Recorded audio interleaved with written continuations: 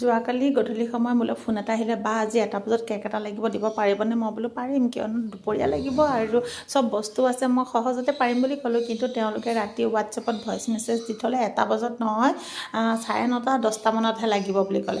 মইতো মেছেজ নাচাই শুই গ'লোগৈ। ৰাতিপুৱা বিচনাতে মেছেজটো দেখি এক জাপ মাৰি উঠিছোঁ। উঠি কি পাকঘৰত মানে অকণমান চাফা কৰি প্ৰথম বাটাৰটোহে ৰেডি কৰিছোঁ কেকৰ কাৰণে। কেকটো বাটাৰটো বনাই দিলে হৈ থাকিব কেক, আৰু পিছৰ কামখিনি কৰিম। আৰু যিহেতু 7:30 বজাত স্কুল, সিহঁতৰ কাৰণে খাবলৈ মানে যোগাৰ কৰিব লাগে। আহিছোঁ, মুৰ্গীয়ে কালি কণী পাৰি থৈছে। আমাৰ 4জনী মুৰ্গীয়ে সমানে কণী পাৰিছে, দেখিছেনে? কালি এজনী নতুনকৈ পাৰিছে অৱশ্যে। আৰু এইটো হাঁহ মুৰ্গী ধুনীয়াকৈ উমনি লৈ আছে। কণীটো মানে সহজতে কিবা এটা অমলেট বনাই দিওঁ, ভাতৰ লগত খাই গুচি যায়, ধুনীয়াকৈ ভাতকেইটা খায়। তাৰপিছত যিহেতু কেকটো মই বনাই হৈ গ'লগৈ, ফ্ৰিজত থৈ দিলোঁ, ঠাণ্ডা হোৱালৈ কাটিব পাৰিম। সিহঁত দুজনীকে স্কুলত থৈ আহিলোঁ, ধুনীয়াকৈ স্কুলত থৈ কাটিলোঁ। কাটি পেলাই ইয়াৰ ঘৰত ধুনীয়াকৈ ক্ৰীম লগাই আছোঁ। ইয়াৰ ফুড কালাৰটো চাওকচোন, পিংক আৰু পাৰ্পল কালাৰহে আমাৰ ঘৰত আছে। সেইকাৰণে কালাৰটো মানে ছেম হৈছে আগৰ কেকৰ নিচিনা।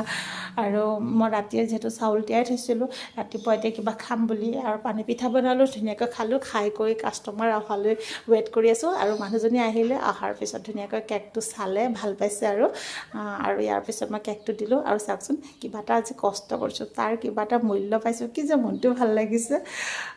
ভিডিঅ'টো কেনে পালে জনাবচোন।